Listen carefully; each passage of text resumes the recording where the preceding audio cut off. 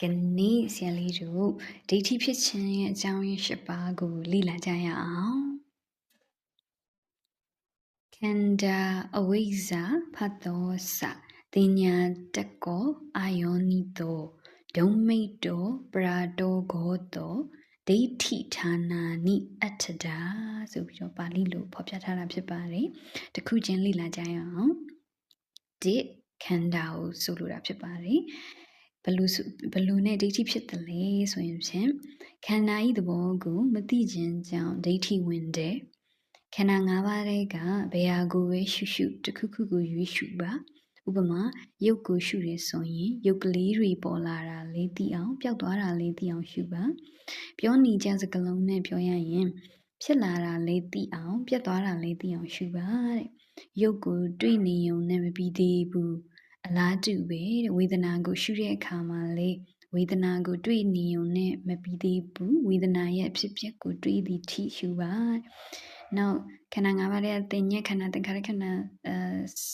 ဝိညာဉ်နဲ့ခန္ဓာတို့ကိုရှုတဲ့အခါမှာလေပဲအဖြစ်အပျက်တွေးသည်ထိရှုပါတဲ့ဖြစ်တိုင်းသည့်ပြက်တိုင်းသည့်အောင်ရှုပါတဲ့အဲ့လိုသိလာရင်သိတိုင်းပုဂ္ဂိုလ်တော်ယောက်ျားမိန်းမပျောက်နေတယ်ဘာလို့လဲဆိုတော့ဖြစ်တာကပုဂ္ဂိုလ်တော်မှမဟုတ်ပဲတဲ့ဒုက္ခတွေဖြစ်၍ဒုက္ခတွေပြည့်နေတာပဲအဲ့လိုသိလာတော့ဒိဋ္ဌိကွာတာပေါ့တဲ့ပုဂ္ဂိုလ်တော်ထင်နေမယ်ထင်ရင်ဒိဋ္ဌိဝင်တာပေါ့အချုပ်ပြောကြဆိုတော့တဲ့ခန္ဓာဖြစ်၍ခန္ဓာပြတ်တာကိုမသိရင်ဒိဋ္ဌိဝင်တယ်အဲ့ဒါဒိဋ္ဌိဝင်ခြင်းအကြောင်းရင်းတစ်ပါးပေါ့တဲ့ဒုတိယအကြောင်းကကျတော့အဝိဇ္ဇာပေါ့နော်အဝိဇ္ဇာကြောင့်လေဒိဋ္ဌိဖြစ်တယ်ရုပ်ပေါ်တာရုပ်ပြတ်တာမသိဝေဒနာသင်ညာသင်္ခါရစိတ်တွေပေါ်တာစိတ်တွေပြတ်တာမသိရင်ဒိဋ္ဌိဝင်တယ်တဲ့၃ဖတ်တာဖတ်တာကြောင့်လေဒိဋ္ဌိဖြစ်တယ်အခန္ဓာအတိုက်တဲ့အပွင့်တဲ့တွေစုံကြတာဟာဖတ်တာပေါ့တဲ့အဲ့ဒီဖတ်တာဖြစ်တာတွေးထိတာကိုပဲငါတွေးထိတယ်သူတွေးထိတယ်လုံနေတော့ဒိဋ္ဌိဝင်တာပေါ့တဲ့အမှန်ကတော့ဓာတ်တွေစုံကြကြုံကြခြင်းတသဘောတာတသက်ဖြစ်ပါလေတဲ့နံပါတ်၄တင်ညာမှာအမှတ်မှာလို့လေဒိဋ္ဌိဖြစ်တယ်တဲ့ခန္ဓာတွေယုံ nant တွေကိုသူပဲငါပဲယောက်ျားပဲမိန်းမပဲလို့အမှတ်မှာတော့ကြောင့်လေဒိဋ္ဌိဖြစ်တယ်တဲ့နံပါတ်5တက်ကောဆိုတာဝိတက်ပေါ့နော်အတွေးတွေဆိုလိုတာဖြစ်ပါတယ်ဝိတက်ကြောင့်လေဒိဋ္ဌိဖြစ်တယ်တဲ့မျက်စိနားနှာခေါင်း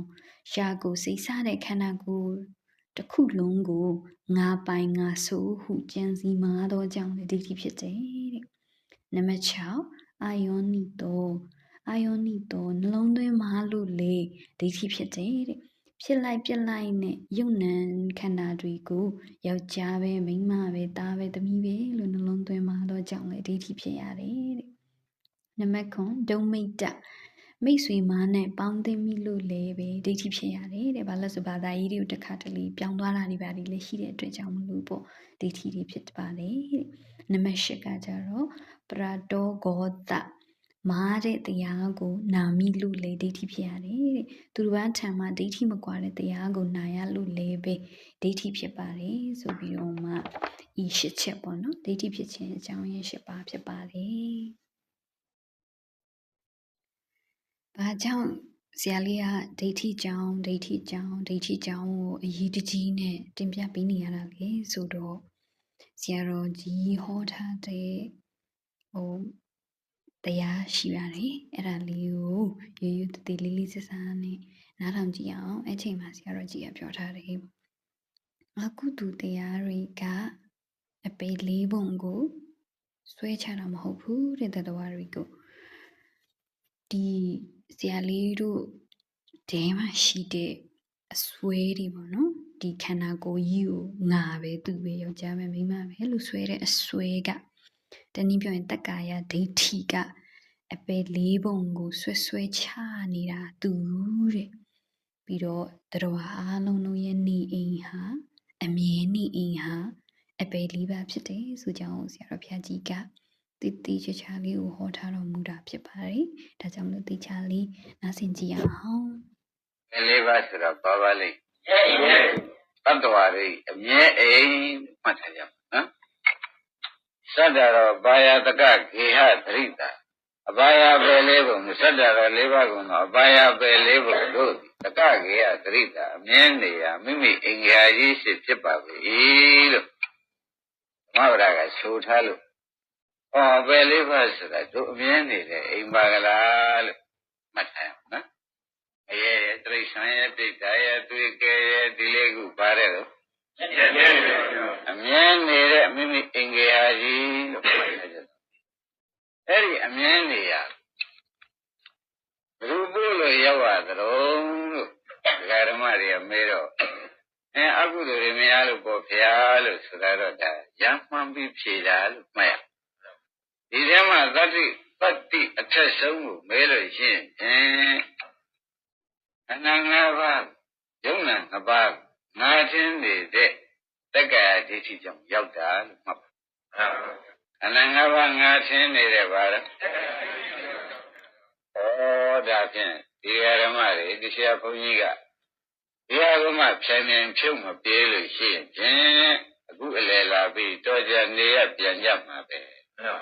မဆိုရဘူးလားအခုအလယ်လာပြီးတော်ကြနေရပြန်ကြမှာပဲလို့ဆိုတော့တပည့်တော်ဖြစ်ဖြစ်တင်နာပါလားဒီကမိတုံးကိုဖြင့်ဒါပြုံးမိအောင်ဖြုတ်လိုက်မယ်ဆိုတဲ့အဓိပ္ပာယ်ကိုဖြင့်တဲ့မရအရယူပါလို့တိုက်တွန်းလိုက်ပါမရအရယူပါလို့နော်သကောင်းတက္ကရာဒိဋ္ဌိမဖြုတ်ခင်းတဲ့ဝိပဿနာအလုပ်လုပ်ခဲ့တော့လေအားနေတဲ့ဝိပဿနာဖြစ်လို့မဉ္ဇဉ်ပူဉဏ်ဆိုတဲ့ပယ်လေးပါးတကပိတ်တဲ့ဉာဏ်ကိုမရနိုင်ဘူးလို့မှတ်တက္ကရာဒိဋ္ဌိမဖြုတ်ခင်းတဲ့ရုပ်ဖြစ်ပြနာမ်ဖြစ်ပြဝေဒနာဖြစ်ပြစိတ်ဖြစ်ပြဒီကိုယ်တရားဓမ္မတွေကအာထုတ်ညာတော့လေတဲ့အားနေတဲ့ဝိပဿနာဖြစ်နေသောကြောင့်မဉ္ဇဉ်ပူဉဏ်ကိုအနန္တရတတ္တိနဲ့ခြေလူပြုမဲ့ဝိပဿနာဘလဝဝိပဿနာအားရှိတဲ့ဝိပဿနာမဖြစ်ပါဘူးမှတ်ထားပါဗျာဒါဖြင့်ဒီဓမ္မတွေဒိဋ္ဌိရင်ဖြုတ်ရမယ်ဆိုတာသိကြပါလားသိကြပါဗျာဝိပဿနာမလုပ်ခင်ပါလို့ပါဒိဋ္ဌိဟုတ်ပြီနေကြပါပြီတဲ့ဒါ3ရက်ရှိအောင်ပြောတော့ရေးကြည့်လို့ဘုန်းကြီးဓမ္မတွေကမှတ်ပါနော်ဘုန်းကြီးဒီနေ့ဆိုရတာလေးကိုဥတည့်တဲ့ပြောနေတယ်ဆိုတော့ဥစ္စာအချို့နားလည်ပြီးသားလည်းရှိကြပါတယ်အချို့တော့လည်း3ရက်ပြောမှသာလည်းရှင်းလင်းပြီးဒီကလာသွားတော့တယ်ဆိုတာကလည်းပုဂ္ဂိုလ်တွေအမျိုးမျိုးရှိကြတယ်မှန်ပါဗျာဒါကြောင့်ခိုင်းရဲတဲ့မြဲပြီးဒီကလာအထုတ်ဒီလာကြရတာတွေဟာဘယ်သိရှိရတဲ့တက္ကရာတွေဖြုတ်လုံးကိုတော့မပြောလို့ရှိရင်ဖြစ်ကုန်မဖြစ်လို့ပဲလို့သုံးဖြတ်ချက်ချပါမှန်ပါဗျာဒါဖြင့်ဓမ္မတို့ဝိပဿနာအလုံးနဲ့တက္ကရာတွေဖြုတ်မှုအလုံးရှင်းတော့ဘယ်လိုထားကြမလဲတက္ကရာတွေတက္ကရာတွေဖြုတ်မှုကိုရှင်းထားရမယ်နော်အဲဒီတက္ကရာတွေမဖြုတ်နိုင်ကြလို့ရှိရင်သတ္တရဒိဋ္ဌိဥစ္စေရဒိဋ္ဌိသူကလာတာပဲလို့မှတ်လားမှန်ပါဗျာဒီတက္ကရာဒိဋ္ဌိမှမဖြုတ်နိုင်ရင်ဘာဒိဋ္ဌိလာတဲ့သတ္တရဒိဋ္ဌိနဲ့ဥစ္စေရဒိဋ္ဌိဘုန်းကြီးတို့ဓမ္မတွေလာခဲ့တော့တဲ့သံဃာသိလို့တော့ဖြင့်ဖြည့်ရည်ရဲ့ဆိုတာမှတ်လိုက်ပါသံဃာသိလို့ဆိုတာဘယ်ဖျားပွင့်မယ်သူသိလို့ခဲအလောက်သာတိုက်သွားတယ်ကြွရထုံးတာမရှိဘူးအဲလောက်ကြအောင်နဲ့နာရင်နဲ့နာမှာဆိုရင်လည်းအတွက်စေနာကောင်းကြရာကောင်းနဲ့ဘုရားကလည်းပြောနိုင်တဲ့ဘဝသိနိုင်တဲ့ဘဝဓမ္မတွေကလည်းယူနိုင်တဲ့ဘဝနဲ့ကျုံတဲ့အချိန်မှာအဘေးယူဖြင့်လက်ခံကြပါဆိုတော့ပြောရတယ်နော်မှန်ပါဗျာဒီတရားတော်ကိုနာကြားပြီးတော့မှပေါ့နော်တန်ဝေခန့်ဉာဏ်ရကျင်စရာကောင်းတဲ့ point လေးတွေအများကြီးရှိတာပေါ့နော်ဇေလီနေနဲ့အားလုံးတန်ဝေခန့်ဉာဏ်ကိုရနိုင်ကြပါစေတန်ဝေခန့်ဉာဏ်ရပြီးတော့လည်းဝိပဿနာဉာဏ်ကိုကူးနိုင်ကြပါစေဆိုတဲ့စေတနာမေတ္တာနဲ့အခု point တချို့လို့တင်ပြတော့မှာဖြစ်ပါတယ်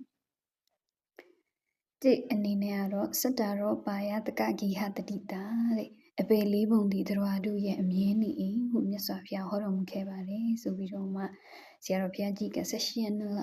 1960ခုနှစ်ရှင်စန္ဒယဟန်အားဒိဋ္ဌိခွာခံတရားတော်မှာဟောကြားတော်မူခဲ့တာဖြစ်ပါတယ်။နေ့အနေနဲ့ကြတော့အပေလေးပုံမှာအခု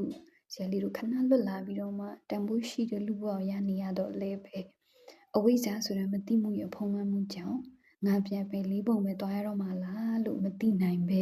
တာရီသမီးရေးနဲ့မိနေတတ်ပါတယ်ရထားတဲ့ခန္ဓာကိုယ်ကိုလည်းငါပဲငါသားငါသမီးငါလုပ်ငန်းစသည်ဖြင့်လိန်ညာပြီးတော့မှချုံမော့ပြီးတော့မှမိလျော့အောင်လုပ်နေတဲ့တဏှာရဲ့ကြီးကျုံဖြစ်နေမှလည်းမသိအောင်အလုရှုံနေကြတာဖြစ်ပါတယ်နံပါတ်3အနေနဲ့ခန္ဓာရဲ့အဖြစ်မှန်အမှန်တရားဆိုတဲ့သစ္စာတရားကိုသိနိုင်အောင်ဘုရားတစုပွင့်မှသာလျှင်သိခွင့်ရသောသစ္စာလေးပါးတရားတော်မြတ်ကိုမြန်အချိန်ရှိတုံးနားလည်အောင်လုပ်နိုင်ကြပါစေလို့နံပါတ်4ဝိပဿနာဉာဏ်ရအောင်မလုပ်ခင်ငါဆွဲတွေကိုပြုတ်အောင်ဒိဋ္ဌိပြုတ်ပြီးနိုင်အောင်ဟောတတ်တဲ့ဆရာကိုမြန်ရှာပါလို့လေတိုက်တွန်းချင်ပါတယ်နံပါတ်5ဒိဋ္ဌိကွာပြီးမှသာ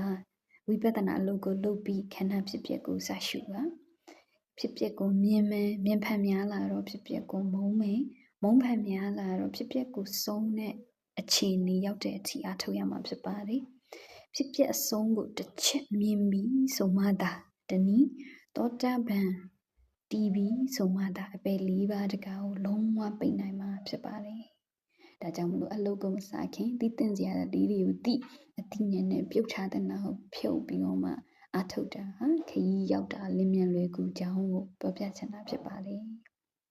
ကဲဒီနေ့ဤတရားတော်တော့ဒီနာခြင်းပဲရနာကြအောင်စို့နောက် episode ခါမှာခန္ဓာအာယတနာဓာတ်သစ္စာပရိစ္ဆေသမုပ္ပါဒ်ကိုအသေးစိတ်ပြန်ရှင်းပြပြီးတော့မှဖြစ်ပါတယ်ပြီးမှအလုတ်စခန်းကိုဝင်ပြီးတော့မှထပ်ဆင့်ပြီးတော့မှဆရာတော်ကြီးရဲ့တရားတော်နဲ့တွေ့ပြီးတော့မှရှင်းပြပြီးတော့မှဖြစ်ပါတယ်